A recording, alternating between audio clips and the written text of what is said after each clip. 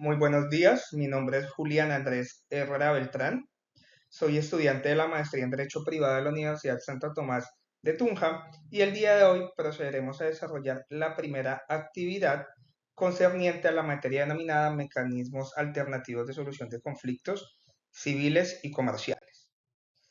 Esta primera actividad nos pone de presente un caso de donde vienen tres interrogantes frente a una pareja que pretende o busca conciliar una situación o un conflicto que se viene suscitando por una presunta violencia intrafamiliar.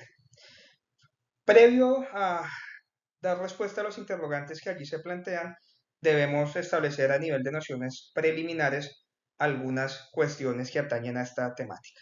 Lo primero que debemos señalar es que la conciliación corresponde a un mecanismo alternativo de solución de conflictos de naturaleza autocompositiva. ¿Esto qué quiere decir? Que dicho mecanismo alternativo de solución de conflictos no interviene un tercero para resolver el conflicto como tal, sino son las mismas partes las llamadas a llegar a un acuerdo. Y aquí el tercero, que es lo que conocemos como conciliador, simplemente se encuentra para proponer unas fórmulas de arreglo y buscar que las partes, dentro de la autonomía que les asiste, busquen llegar precisamente a este acuerdo, pero, vuelvo y reitero, sin que de ninguna manera sea este conciliador quien de manera impositiva manifieste o emita algún tipo de orden, sino son las mismas partes las que van a llegar a este acuerdo. Actualmente, la ley que regula los aspectos concernientes a la conciliación en Colombia, la ley 2220 de 2022. Teniendo clara esta primera noción, también debemos señalar que en materia penal el tema funciona un poco diferente, teniendo en cuenta que se establecen unos delitos propiamente dichos y lo que conocemos como delitos querellables, que son unos delitos de menor categoría, los cuales precisamente sí son susceptibles de que se desista de los mismos al momento de o con posterioridad colocar la denuncia o que en su defecto las partes puedan llegar a una conciliación sobre los mismos. Ahora bien, atendiendo lo aquí manifestado, debemos establecer dónde se encuentra categorizada la violencia intrafamiliar como delito. Hasta antes de la ley 1542 del año 2012, la violencia intrafamiliar era considerada un delito querellable conforme el listado que se encuentra determinado en el artículo 74 del Código de Procedimiento Penal. No obstante ello, y conforme a la ley antes señalada, la ley 1542, fue eliminada lo que tiene que ver con la violencia intrafamiliar dentro de esa categorización de delitos querellables. ¿Eso a qué conlleva? Que por lo tanto la violencia intrafamiliar como tal hoy en día ya no puede ser considerada como, no puede ser considerado, perdón, como un delito que dé lugar o que permita la conciliación. Y tengamos en cuenta que cuando vamos al artículo séptimo de la ley 2220 de 2022, que como dijimos anteriormente es la ley que nos regula los asuntos de conciliación, acá en Colombia a la fecha nos dice que todo aquello que esté prohibido en la ley pues no conllevará o no permitirá que se lleve a cabo la conciliación, situación que sucede con la violencia intrafamiliar, dado que como no se encuentra eso dentro de esa categoría del artículo 74 del Código de Procedimiento Penal, pues claramente no daría lugar a la conciliación. Teniendo en cuenta esas nociones preliminares, vamos a dar respuesta ahora sí a los tres interrogantes. El primer interrogante es si es posible tramitar dicha audiencia de conciliación. ¿Sí?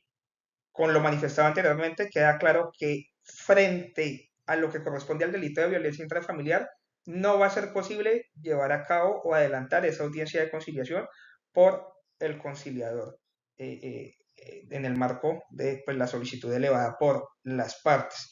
Más allá de esa autonomía de la voluntad privada, que viene dentro de los requisitos de todo acto o negocio jurídico, porque precisamente acá hay un límite y ese límite me lo establece una norma de orden público y en consecuencia obligatorio cumplimiento. Pero reiteramos, la respuesta en este caso es que no sería posible tramitar dicha audiencia de conciliación por el delito de violencia intrafamiliar. Eh, un segundo interrogante es ¿qué asuntos se permitiría en dicha conciliación? Si bien es cierto lo que tiene que ver propiamente dicho con el delito de violencia intrafamiliar, en cuyo caso además se deberá dar traslado a la autoridad competente en relación con lo que tiene que ver pues con la comisión de esta conducta punible. Mm, sí se pueden conciliar algunos asuntos que son paralelos a esta o que se pueden derivar de esta, como son temas de alimentos, por ejemplo, en caso de que haya hijos se puede validar la posibilidad de una vez de dejar fijada la custodia, la regulación de visitas, los alimentos de estos, etcétera. Sí, pero como tal la violencia intrafamiliar no va a ser posible llevar a cabo la conciliación sobre esta situación. Y un tercer interrogante es qué efectos tendría dicha conciliación entre las partes. Si nos ceñimos únicamente a los aspectos que hablábamos anteriormente, como la custodia, como los algunos asuntos económicos en relación con alimentos, en ese caso, pues el acta de conciliación que se desprende de las partes va a prestar mérito ejecutivo y hará tránsito a cosa juzgada. Pero si por error del conciliador se dejan acuerdos derivados de la violencia intrafamiliar como tal, es claro que lo que tiene que ver con esos acuerdos estaremos ante un vicio de nulidad, o que un vicio mejor que puede configurar una nulidad y que además daría lugar a una nulidad absoluta. ¿Por qué? Por la vulneración de normas de orden público, como lo indicábamos anteriormente. Entonces, básicamente, esto es lo que tiene que ver con la situación de la conciliación frente a la violencia intrafamiliar, ¿sí? Como tenemos pues normas que nos especifican la prohibición para conciliar, en este caso, pero si nos damos cuenta hasta antes del año 2012, sí era posible tanto la conciliación como el desistimiento frente a la interposición de la denuncia por este delito. Les agradezco la atención prestada y espero que el desarrollo del tema que acá se ha brindado haya sido claro conforme a la finalidad de la actividad. Muchas gracias.